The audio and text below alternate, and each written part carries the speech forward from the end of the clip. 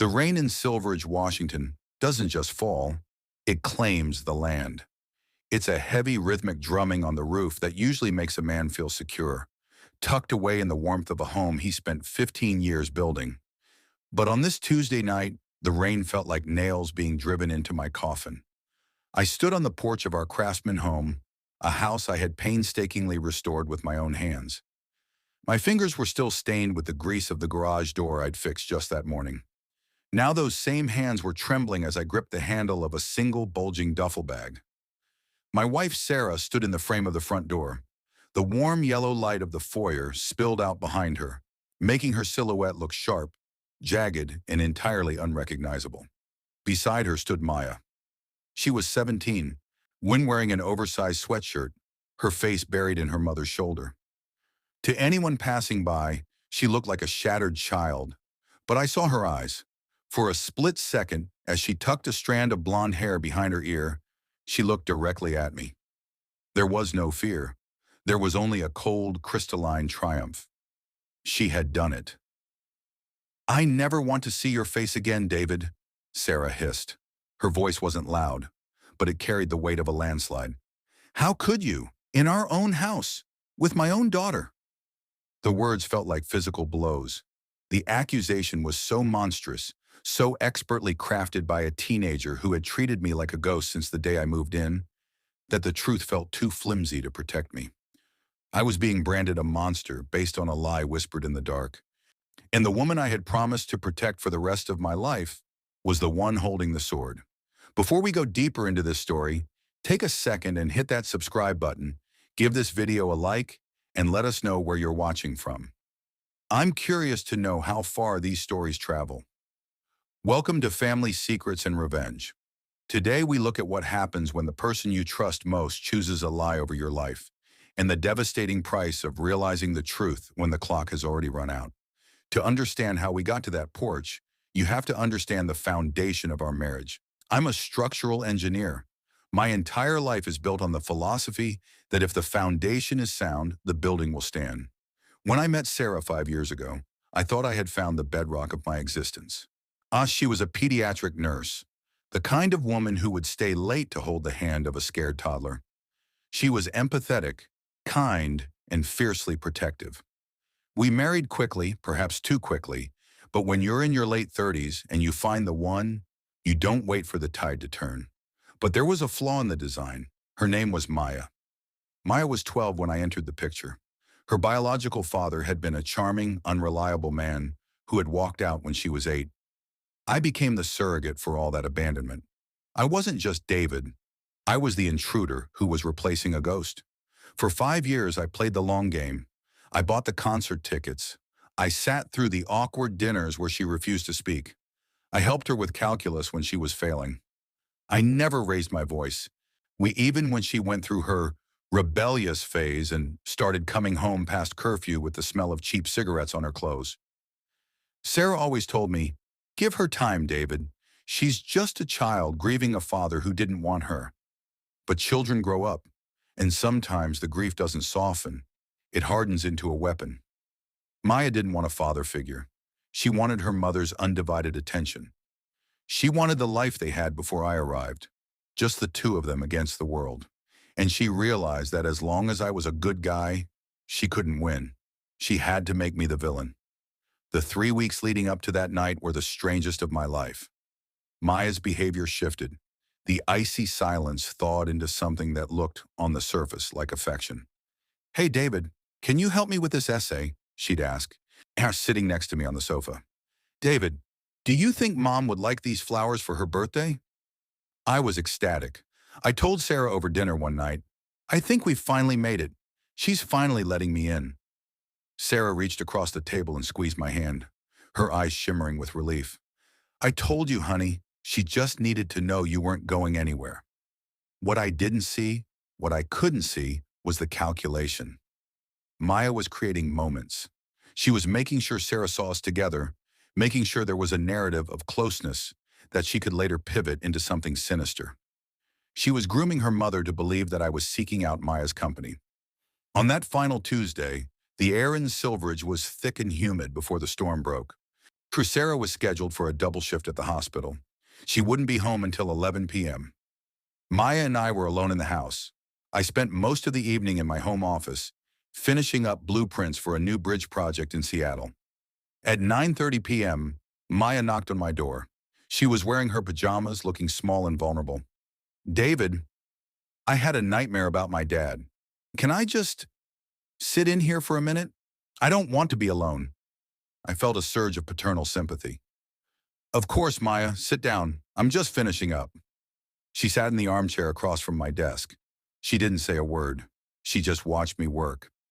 After 20 minutes, she stood up, thanked me, and went to her room. I thought nothing of it. I thought I was being a supportive stepfather. I didn't see her go into the kitchen. I didn't see her grab the kitchen shears.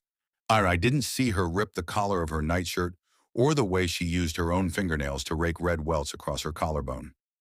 When Sarah's car pulled into the driveway at 11:15 p.m., the storm had arrived in full force. I was in the kitchen, pouring a glass of water, getting ready for bed. The front door opened. Sarah stepped in, shaking her umbrella, and then the scream started. It wasn't a normal scream. It was a high-pitched, curdling sound that seemed to vibrate the very glass in the windows. It came from upstairs. Sarah dropped her bag and bolted up the stairs. I followed, my heart hammering against my ribs like a trapped bird. We burst into Maya's room. The scene was a nightmare. Maya was huddled in the corner of her bed, her nightshirt torn, her face streaked with tears and snot. She looked at her mother, and then looked at me with a look of pure, simulated terror. "Maya, what happened? Baby, talk to me!" Sarah cried, throwing herself onto the bed to pull the girl into her arms. Maya pointed a shaking finger at me. He came into my room, Mom. He told me he'd been waiting for you to leave. I tried to push him away, but he wouldn't stop." The silence that followed was more deafening than the thunder outside. I felt the air leave my lungs. "Maya, what are you talking about? I was in my office the whole night. You came in to talk about a nightmare." Sarah turned her head. I will never forget the look in her eyes. The woman who had kissed me goodbye that morning was gone. In her place was a stranger fueled by a primal, protective rage. "Get out," she whispered. "Sarah, look at me," I said, my voice cracking. "Look at the logic here. I haven't left my office. I have the computer logs. Maya, why are you doing this?" "Don't you speak to her," Sarah roared, standing up. She looked like she wanted to kill me. "I saw you two on the couch all week. I saw how you were helping her. I thought you were being a father, but you're a predator. Get out of my house before I call the police and have them drag you out in front of the whole neighborhood." Which brings us back to the rain.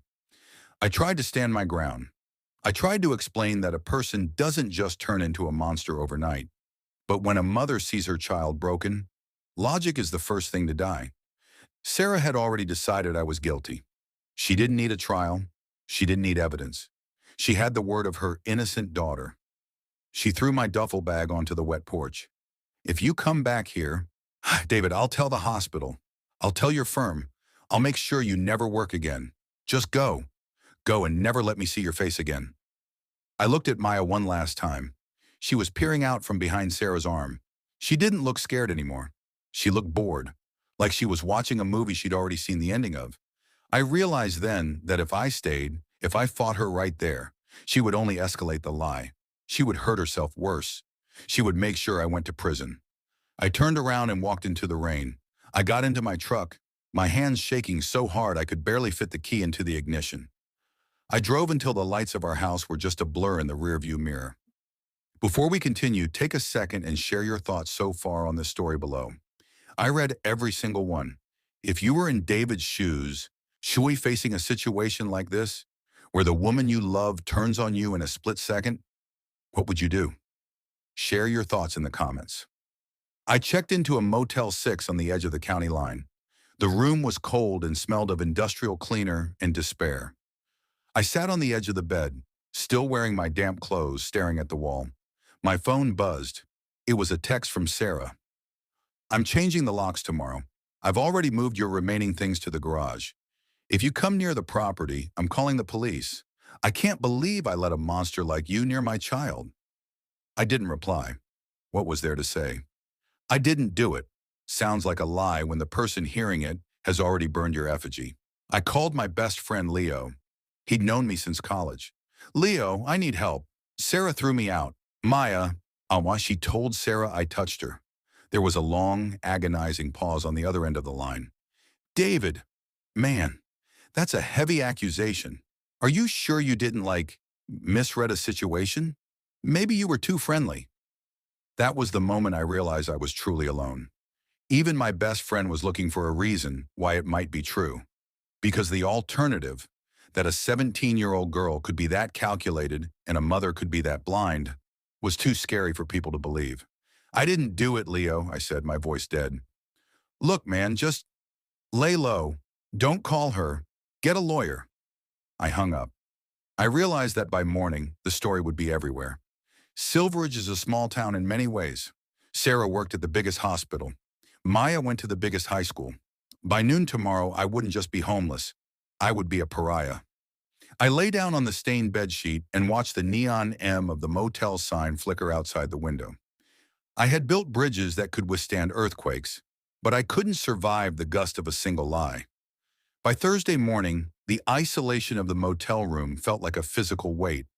I had hoped that after a day of reflection, Sarah's medical training, her natural inclination toward evidence and objective truth, would kick in. I expected a phone call saying, David, let's talk. This doesn't make sense. That call never came. Instead, the world outside began to collapse. I was sitting in a diner across from the motel, staring at a cup of black coffee, when my phone erupted with notifications. Sarah hadn't just told her friends, she had taken to social media. She had posted a long, emotional status about protecting her daughter from the wolf in the house.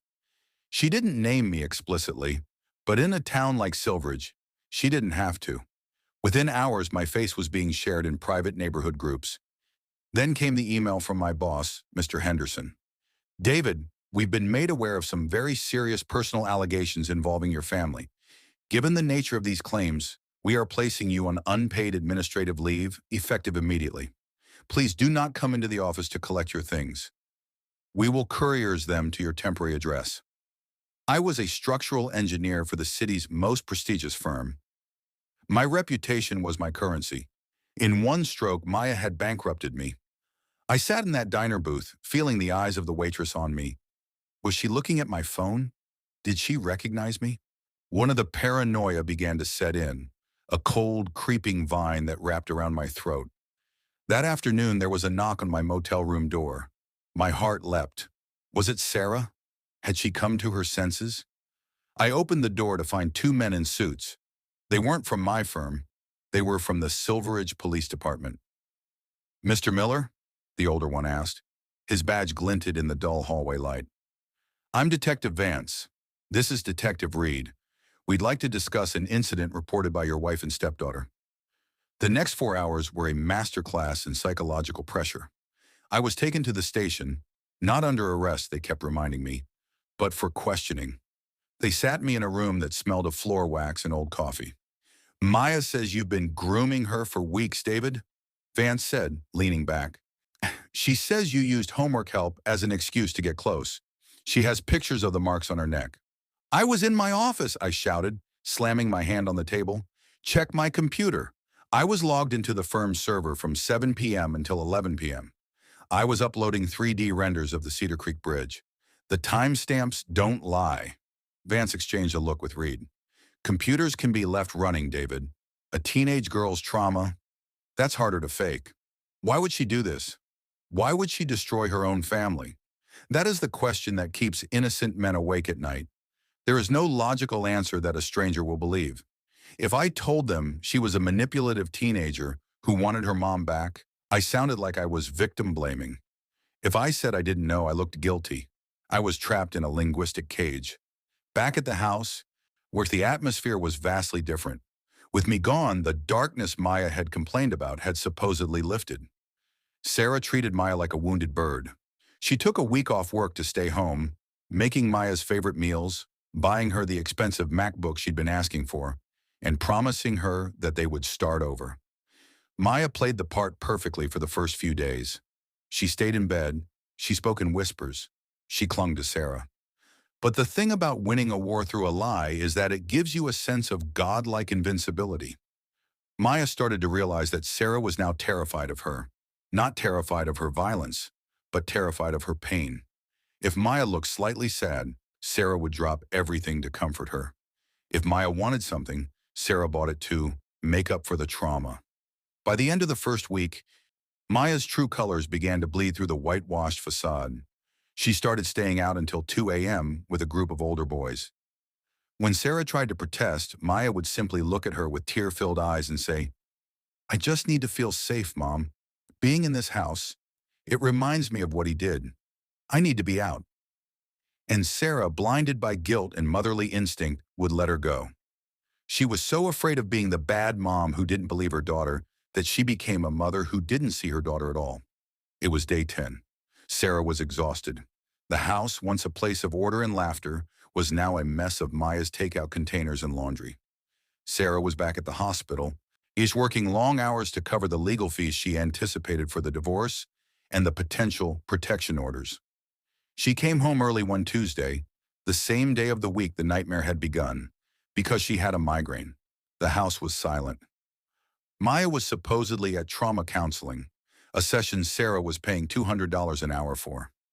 Sarah went into the kitchen to get some aspirin, but as she passed the trash can, she saw something that stopped her cold. It was a receipt from a local boutique, dated the night of the attack. It was for a pair of kitchen shears and a bottle of stage makeup, the kind used for theater to create realistic bruising and welts. Sarah's heart stuttered. Stage makeup? Why would Maya need that? She told herself there was a reason. Maybe a school project. But the date? The timestamp on the receipt was 4:30 p.m. on the day I was kicked out. Maya had told the police she had been at the library all afternoon. Before we go deeper, I would love to hear your point of view. Tell me what part hit you the hardest in my story and share your thoughts in the comments. Tell me, have you ever felt that gut punch moment when you realize someone you love might be playing a much darker game than you ever imagined?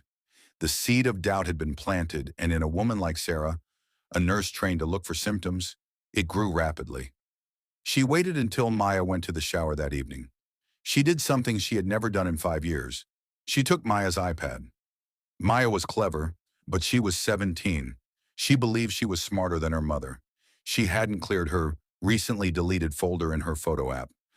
Sarah scrolled through. Her breath hitched. There were dozens of photos. Maya in the mirror practicing her crying face. Photos of her neck, where she was testing different shades of purple and red makeup to see which looked most like a handprint. And then Sarah found the messages. Maya's iPad was linked to her phone. A group chat titled Operation Freedom. "He's out," Maya had messaged at 11:45 p.m. that first night. "Mom totally bought it. I ripped my shirt and everything.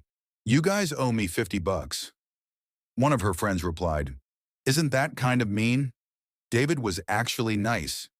Maya's response was a jagged shard of ice. "He was in the way. Now it's just me and Mom's credit card.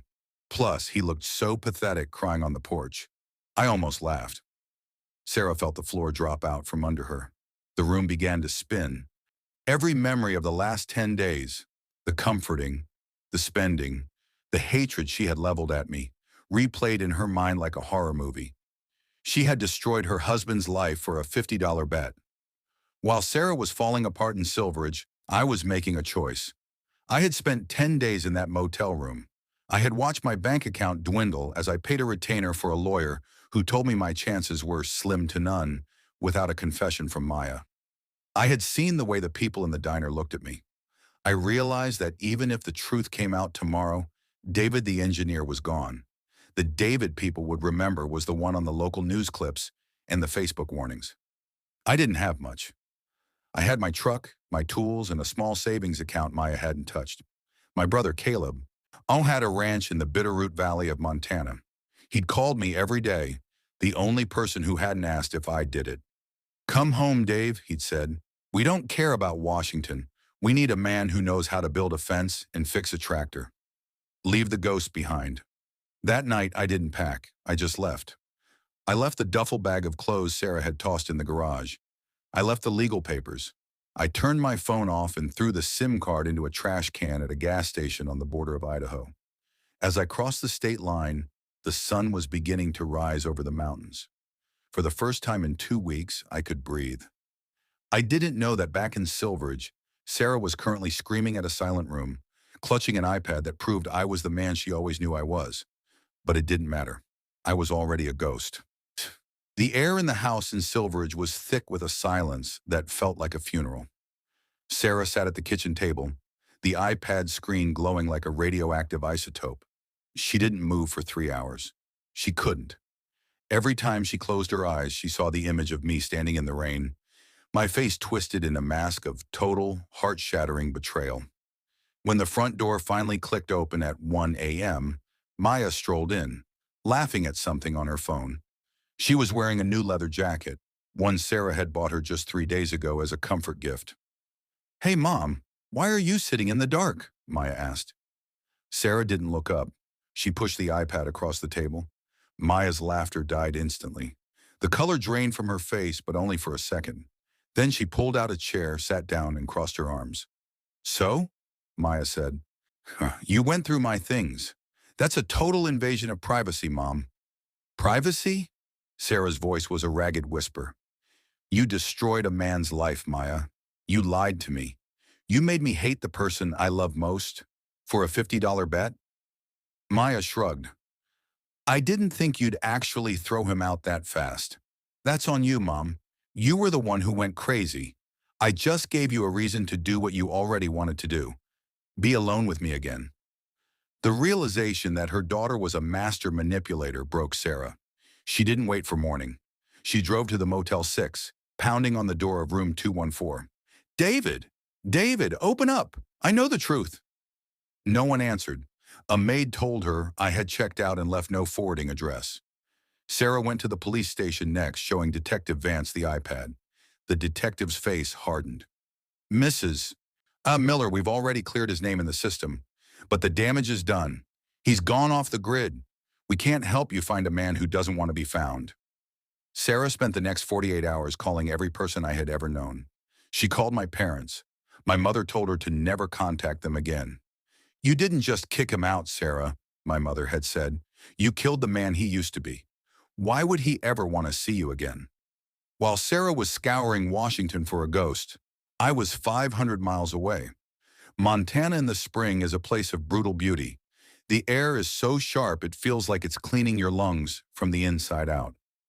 I was working on my brother Caleb's ranch. My days were filled with the honest, physical labor of mending fences and hauling hay. My hands were calloused, my skin was tanned, and for the first time in years, I wasn't thinking about blueprints. I was just surviving. I had blocked everyone. I didn't want the news, because an apology doesn't fix a career. It doesn't fix the fact that my name would always be a suggested search, followed by the word allegations. Caleb walked up to me one afternoon.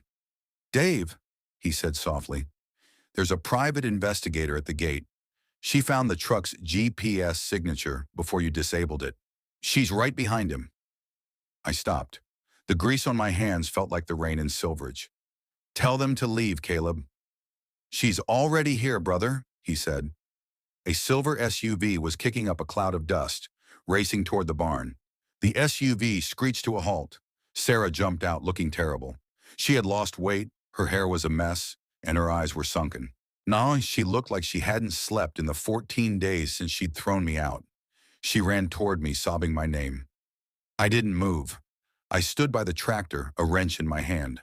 She stopped 5 feet away, recoiling from the coldness in my expression. "David, oh God, David, I found it. I found the phone. I went to the police. I cleared everything.